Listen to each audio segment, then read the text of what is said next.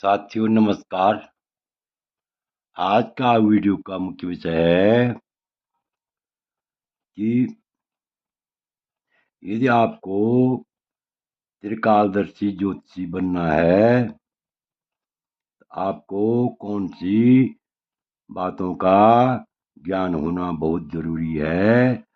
ग्रहों के बारे में किस प्रकार का ज्ञान होना जरूरी है, ये जानना जरूरी है कि सूर्य आदि, सूर्य, चंद्रमा, मंगल, बुध, बृहस्पति, शुक्र, शनि, इन ग्रहों में से कौन सा ग्रह उच्च का होता है तथा कौन सा ग्रह नीच का होता है, इस बारे में ज्ञान होना बहुत जरूरी है। यदि जब तक आपको यानी ग्रहों के उच्च और नीच ग्रहों के बारे में ज्ञान नहीं है तो तब तक आप किसी भी जातक की जन्म कुंडली नहीं देख सकते हैं, जन्म कुंडली के बारे में जान नहीं सकते हैं। और यदि आपको उच्च या नीच ग्रहों के बारे में सम्यक ज्ञान है, भली भांति ज्ञान है, तो आप प्रत्येक जातक का भूत, भविष्य, वर्तमान बता सकते हैं। अर्थात मानो कोई जातक 22 वर्ष का है या 24 वर्ष का है या 28 वर्ष का है या 16 वर्ष का है या 25 वर्ष का है या 32 वर्ष का है, तो ये ऊंच नीच ग्रह जो है उच्च हों तो शुभ फल देते हैं और नीच हों तो अशुभ फल देते हैं। तो इनके प्रत्येक ग्रहों के अपने अपने वर्ष होते हैं। यहाँ पर ध्यान से देखिए, यदि मेघ का शनि है तो वह नीच का शनिश्चर है, और यदि मेघ का सूर्य है तो उच्च का सूर्य है। इसी प्रकार यदि जो है वृश्चिक का चंद्रमा है तो ये समझो नीच का है। और यदि जो है वह क्या है वृक का चंद्रमा है तो ये समझो उच्च का है। तो इसी प्रकार कर्क का मंगल, यदि कर्क राशि में मंगल है तो वह नीच का है। तो नीच का होगा तो नीच ही कार्य करेगा। अगर उच्च का होगा, माना मकर का मंगल है तो शुभ फल देगा। इसी प्रकार मीन का बुध है तो नीच का होता है, और मीन का यानी शुक्र है तो वह उच्च का फल देगा। या कन्या का बुध है तो वह उच्च का फल देगा। मकर का बृहस्पति है तो नीच फल देगा। यह नीच होता है मकर का बृहस्पति। लेकिन कर्क का बृहस्पति है तो वह उच्च का फल देगा, उच्च फल देगा, अच्छा फल देगा, शुभ फल देगा। इसी प्रकार कन्या का शुक्र है तो नीच है, और मीन का शुक्र है तो उच्च का है। तुला का सूर्य है तो नीच का है, मेघ का सूर्य है तो उच्च का है। धनु का राहु है तो नीच का है, और मिथुन का केतु है तो नीच का है। तो इसी प्रकार ये यहाँ पर बदल जाएंगे। यानी धनु का यानी धनु का जो है 7 घर छोड़ करके, अर्थात मिथुन, तो मिथुन का क्या हो जाएगा यहाँ, मिथुन का जो है यहाँ यानी राहु जो है यहाँ उच्च का हो जाएगा, यहाँ नीच का हो जाएगा। यानी कुल मिलाकर के अपने से 7वीं राशि में जो ग्रह होता है वो उच्च का होता है, या उच्च से जो 7वें घर में होता है वो नीच का होता है। यहाँ पर देखिए, आपको स्पष्ट समझने के लिए मेरे जो है ये उच्च ग्रह बता रखे हैं।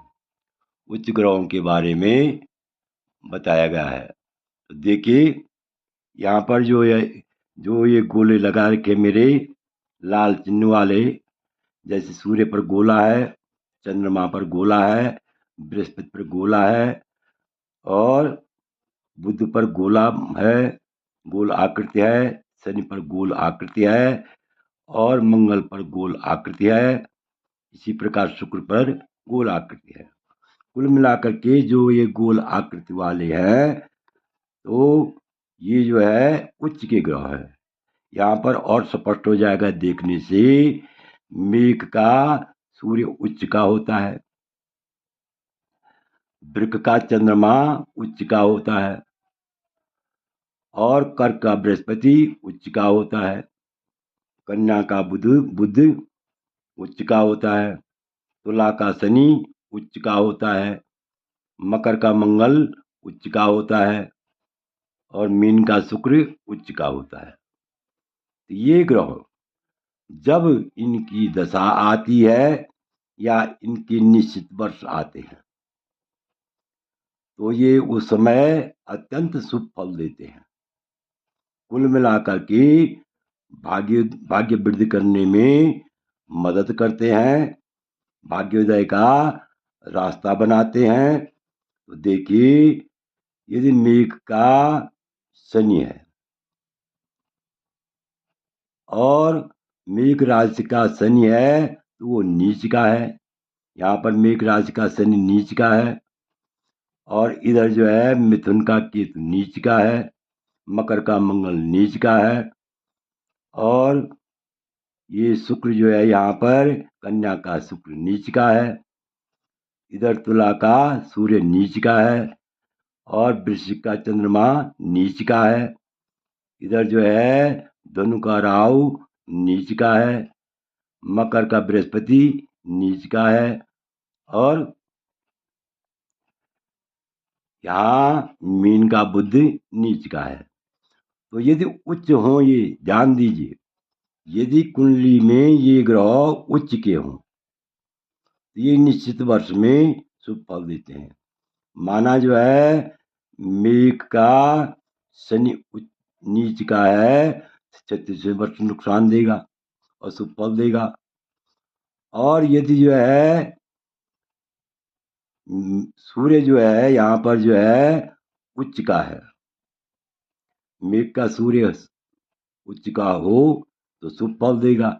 इसी प्रकार यानी चंद्रमा 24वें वर्ष शुभ या यानी उच्च के होने पर शुभ फल, नीच के होने पर अशुभ फल देता है। मंगल उच्च का होने पर 28वें वर्ष शुभ फल देता है, और नीच का होने पर 28वें वर्ष अशुभ फल देता है। बुध उच्च का हो तो शुभ फल देता है, नीच का हो तो अशुभ फल देता है 32वें वर्ष। इधर जो है बुध 32वें वर्ष शुभ या अशुभ फल देता है। और इसी प्रकार यहाँ पर बृहस्पति 16वें वर्ष उच्च का हो तो शुभ फल देता है, नीच का हो अशुभ फल देता है। इसी प्रकार शुक्र उच्च का हो तो शुभ फल देता है 25वें वर्ष, और नीच का हो तो अशुभ फल देता है। सूर्य 22वें वर्ष नीच का हो तो अशुभ फल देता है, और उच्च का हो तो शुभ फल देता है। राहु और केतु 42वें वर्ष नीच के हों तो अशुभ फल देते हैं, और उच्च के हों तो शुभ फल देते हैं। तो आशा है कि यह वीडियो आप बड़ी बात समझ गए होंगे। आपसे अनुरोध है, यदि आपको यह वीडियो अच्छा लगे तो मेरे चैनल को अवश्य सब्सक्राइब करें, क्योंकि कुंडली देखने के लिए उच्च और नीच का, यदि आपने जो है ज्योतिष के क्षेत्र में पदार्पण किया है, ज्योतिष के क्षेत्र में जा रहे हैं, या ज्योतिष के क्षेत्र में कार्य कर रहे हैं, तो आपको उच्च और नीच ग्रहों का ज्ञान होना अत्यंत जरूरी है। यदि आप जो है उच्च और नीच ग्रहों के बारे में नहीं जानते हैं, आपको पूर्ण रूप से ज्ञान नहीं है, तो ऐसे में जो है कुल मिलाकर के यानी आप भली भांति नहीं बता सकते हैं कि कौन सा ग्रह बीत चुका है।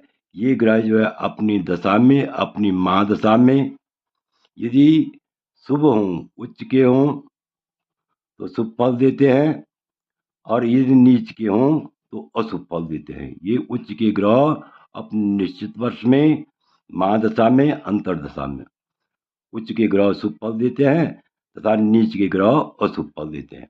आशा है कि आप इस वीडियो को भली बात समझ गए होंगे।